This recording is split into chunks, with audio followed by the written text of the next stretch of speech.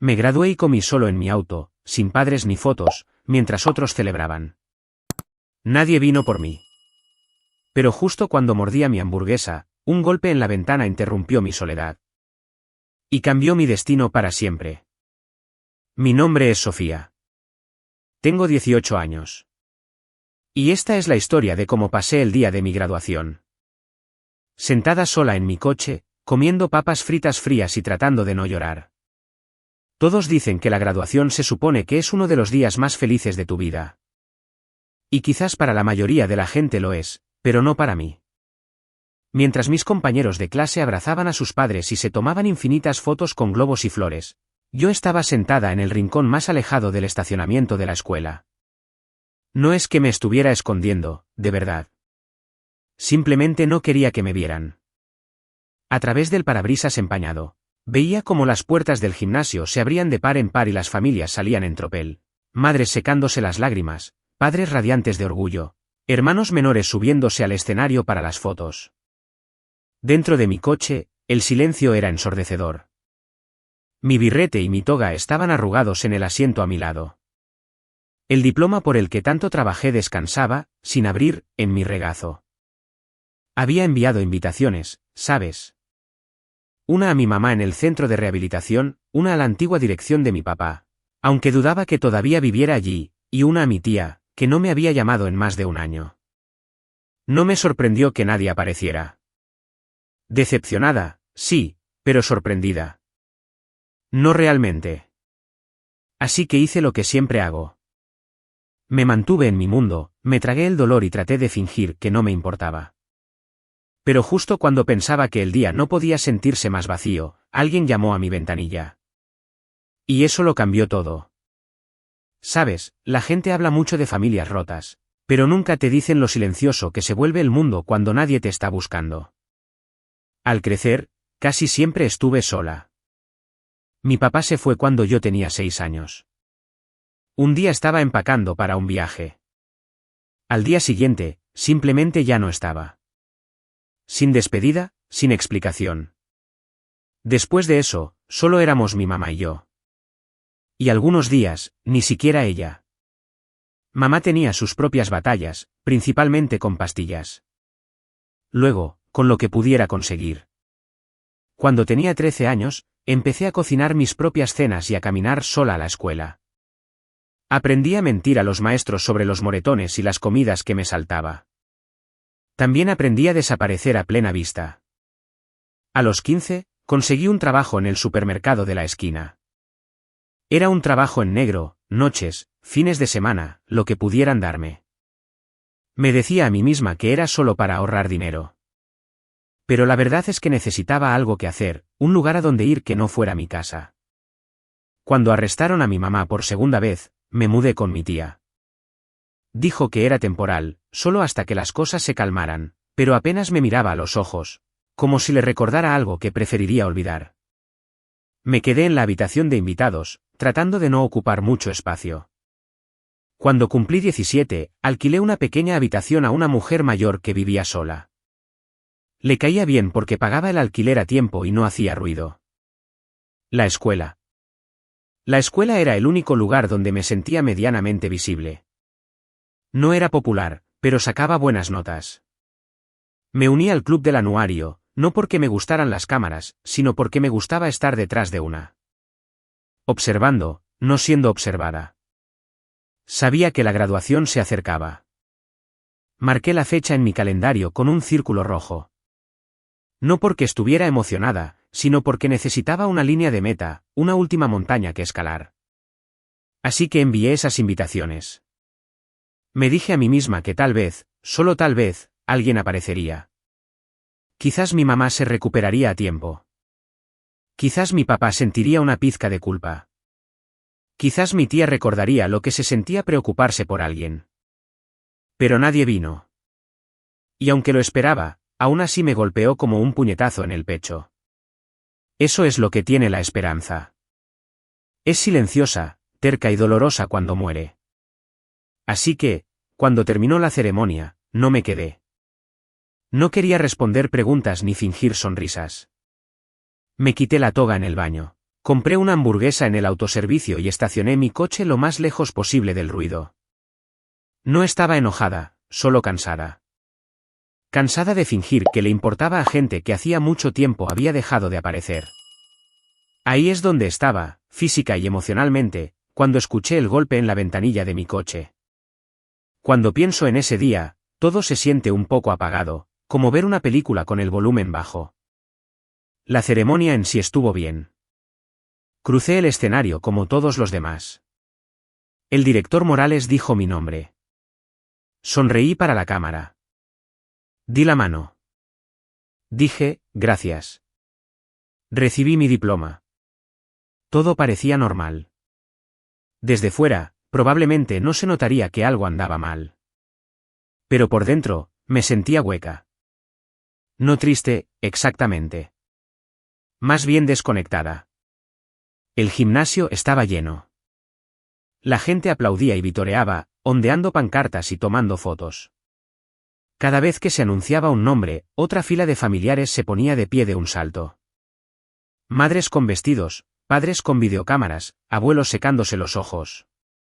Cuando anunciaron mi nombre, escuché un pequeño aplauso, probablemente de uno de mis maestros. Lo agradecí. De verdad que sí. Pero cuando miré a la multitud, no había nadie de pie por mí. Nadie con una cámara. Nadie saludando. Salí del escenario y me fui directamente al pasillo. No esperé a la recepción. No quería pastel ni conversaciones triviales. Solo necesitaba aire. Fui al baño, me quité la toga y la metí en mi mochila. Me temblaban las manos, pero no estaba llorando. Creo que las lágrimas ya se me habían acabado en algún momento entre los 13 y los 17 años. Afuera, el sol era demasiado brillante. Me deslicé en mi coche y cerré la puerta de un portazo, como si pudiera aislar al mundo con él. Entré en un autoservicio, pedí lo más barato y estacioné detrás del auditorio, en un lugar donde nadie me viera. Ahí me quedé sentada, solo yo, una hamburguesa tibia y un montón de expectativas destrozadas. Miré el tablero. La radio tocaba algo suave, pero no estaba escuchando realmente. Abrí la bolsa y di un mordisco. Las papas fritas estaban blandas. La hamburguesa estaba seca. Mastiqué de todos modos. No dejaba de pensar en lo extraño que se sentía después de todo por lo que había pasado, cada examen, cada turno de noche, cada mañana temprano cuando me obligaba a levantarme de la cama solo para presentarme. Así es como terminaba todo. Sola en un coche que olía vagamente a café y a grasa de comida rápida. Se suponía que este era un gran momento, un hito. Y, sin embargo, se sentía como un martes cualquiera. Miré mi diploma, todavía sellado. Por un segundo, me pregunté si era real. Si tal vez alguien llamaría a mi ventanilla para decirme que habían cometido un error, que alguien como yo, alguien que apenas había logrado salir adelante, realmente no pertenecía aquí. Y, en cierto modo, eso es exactamente lo que pasó. Porque justo cuando daba otro bocado a mi sándwich, hubo un golpe repentino en mi ventanilla. Me sobresaltó. Dejé caer la hamburguesa en mi regazo. Cuando levanté la vista, vi al director Morales parado allí con su atuendo completo de graduación, su birrete ligeramente torcido, su expresión indescifrable. Por un segundo, entré en pánico. Pensé que estaba en problemas, como si estacionar allí fuera contra alguna regla. Bajé la ventanilla hasta la mitad. ¿Te importa si me siento contigo un minuto?, preguntó, sin esperar una respuesta antes de caminar hacia el lado del pasajero. Y así fue como comenzó la segunda mitad de mi día de graduación. El director Morales abrió la puerta y se acomodó en el asiento del pasajero como si lo hubiera hecho 100 veces antes. Su toga se amontonó torpemente alrededor de sus rodillas. Me apresuré a quitar mi mochila y la toga arrugada, empujándolas al asiento trasero junto con algunas tazas de café vacías y recibos. Lo siento, murmuré. Esto es un desastre. Él sonrió, ajustándose el cinturón de seguridad, aunque no íbamos a ninguna parte. Deberías ver la sala de profesores, dijo. Esto está impecable en comparación. Nos quedamos en silencio por un minuto. Yo miraba fijamente el volante, sin saber por qué estaba allí o qué se suponía que debía decir. Luego habló, sin mirarme, simplemente observando el estacionamiento vacío frente a nosotros. Noté que no te quedaste para la recepción. Me encogí de hombros. No tenía muchas ganas de celebrar. Lo entiendo, dijo en voz baja. Créelo o no, yo también me salté la mía. Eso captó mi atención. Lo miré de reojo. Mis padres estaban en medio de un divorcio, continuó. Discutieron durante toda la ceremonia. Me fui justo después de recibir mi diploma y fui a la biblioteca. Me senté entre los estantes de ficción durante 3 horas. Se rió suavemente, no con amargura, sino como alguien que cuenta una historia de hace toda una vida. Tampoco fue como yo lo había imaginado. No supe qué decir. El hombre que siempre había parecido tan sereno, tan en control, de repente se sentía humano, como alguien que sabía lo que significaba sentirse invisible. Se giró para mirarme. Sofía, he visto tus expedientes. Sé por lo que has estado pasando. Sé lo duro que has trabajado para estar aquí hoy. Me moví en mi asiento, incómoda bajo el peso de sus palabras. No es para tanto, dije rápidamente. Mucha gente lo tiene peor. Él asintió lentamente. Es cierto, pero eso no hace que lo que has logrado sea menos impresionante. Miré hacia otro lado. Sabes, hace 4 años, añadió, la consejera de tu escuela secundaria se puso en contacto conmigo. Me dijo que podrías no terminar la preparatoria, que tu asistencia era irregular, que tu vida familiar era inestable. Hizo una pausa. No se equivocaba. Estadísticamente, los estudiantes en tu situación. La mayoría no lo logran. Pero aquí estás. Fue extraño escuchar a alguien decirlo en voz alta.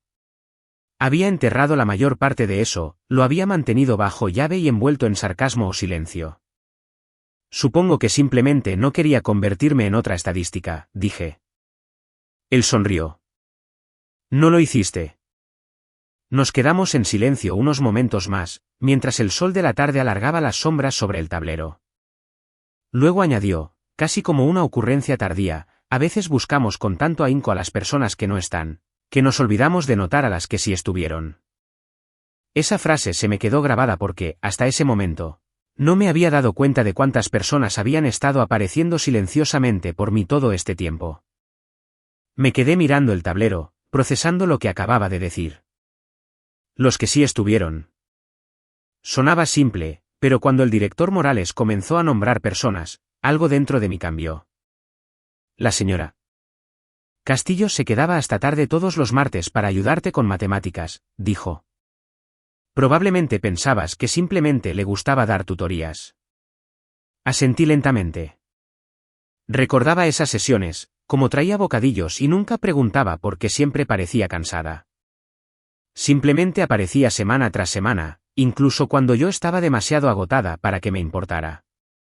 El entrenador Ramírez te dejó usar las duchas del gimnasio cuando te cortaron el agua por 2 semanas, continuó. Mis mejillas se sonrojaron. Había esperado que nadie supiera de eso. La señora Elena, en la cafetería, siempre se aseguraba de que recibieras un poco más en tu bandeja. Decía que todavía estabas creciendo. Sentí que el nudo en mi garganta se hacía más grande. Y luego añadió, y creo recordar que alguien te dio una llave de la sala de profesores esa semana que no tenías dónde dormir. Eso me dejó helada. Él lo sabía. La señorita Delgado, mi maestra de literatura, me había pasado la llave discretamente. Me dijo que usara el sofá y que me fuera antes de las 6 de la mañana, cuando llegaban los primeros maestros. Pensé que era nuestro pequeño secreto. No sabía que alguien más se había dado cuenta. No eras tan invisible como pensabas, Sofía, dijo el director Morales con suavidad. Simplemente no tenías el tipo de apoyo que aparece en los álbumes de fotos. Sus palabras no fueron dramáticas. No fueron ruidosas, pero me golpearon más fuerte que cualquier aplauso que pudiera haber recibido en ese gimnasio.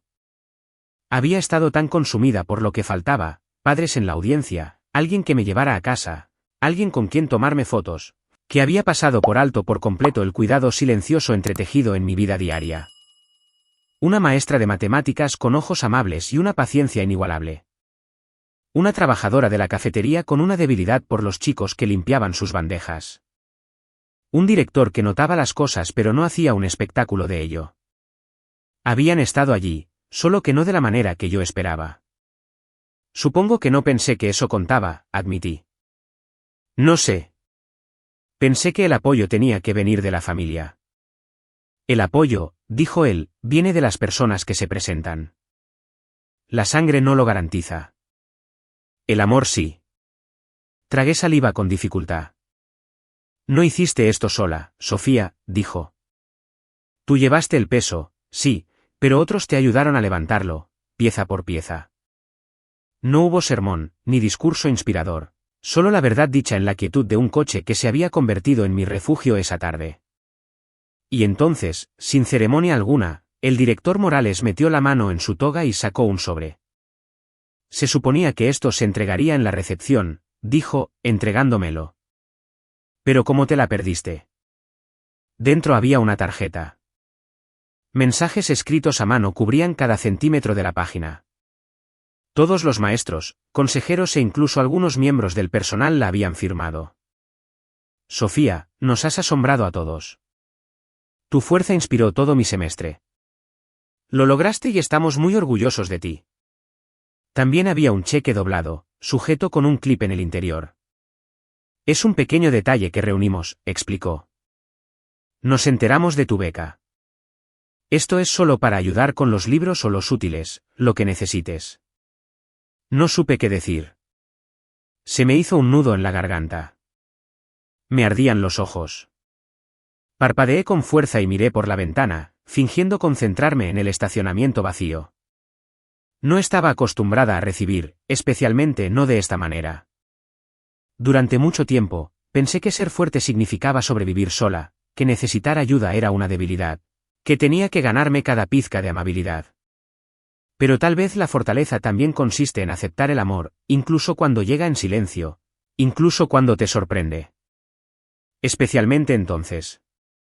Sostuve la tarjeta en mis manos como si pudiera desaparecer si parpadeaba demasiado tiempo. No era llamativa, solo un sobre blanco liso con mi nombre escrito en una caligrafía azul y fluida. Pero para mí, se sentía más pesada que cualquier premio o certificado que hubiera recibido. Leí cada mensaje en su interior lentamente, como si estuviera tratando de memorizarlos. Algunos eran cortos y dulces. Otros estaban llenos de detalles, bromas internas de clase, palabras de aliento, recuerdos que no sabía que alguien más recordaba. Había gente en ese edificio que me había estado observando, animándome, incluso cuando yo pensaba que solo me estaba mezclando con el fondo. ¿Y ese cheque? Todavía no sé cómo lo reunieron. El director Morales dijo que no era mucho. Pero para mí, lo era todo. Significaba que podía comprar los libros de texto de la universidad sin endeudarme más. Significaba que alguien creía en mi futuro lo suficiente como para invertir en él. Significaba que no estaba tan sola como me había convencido a mí misma de que estaba. No sé qué decir, susurré finalmente. No tienes que decir nada, respondió el director Morales. Solo no lo desperdicies. Sigue adelante. Asentí, tratando de tragar el nudo en mi garganta. Él miró su reloj. La recepción probablemente esté terminando. Debería volver. Mientras abría la puerta, se detuvo y me miró de nuevo. Sofía, las personas son moldeadas por aquellos que se presentan, no solo por los que se van. Esa frase se me quedó grabada, porque durante años me había dejado moldear por la ausencia, por la gente que no vino, que no llamó, que no se preocupó. Había dejado que eso me definiera. Lo llevaba como una armadura. Pero tal vez me había perdido algo importante. Tal vez no estaba rota. Tal vez solo estaba mirando en la dirección equivocada. El director Morales salió del coche y se ajustó la toga. Luego, antes de cerrar la puerta, se inclinó una vez más. Algunos de nosotros vamos a cenar a la cafetería de Marta en 1 hora, dijo casualmente. Sin presiones, pero serías bienvenida. Luego se alejó, dejándome sola en el coche, con el sobre todavía tibio en mi regazo. Y por primera vez en todo el día, no me sentí vacía. Me sentí vista.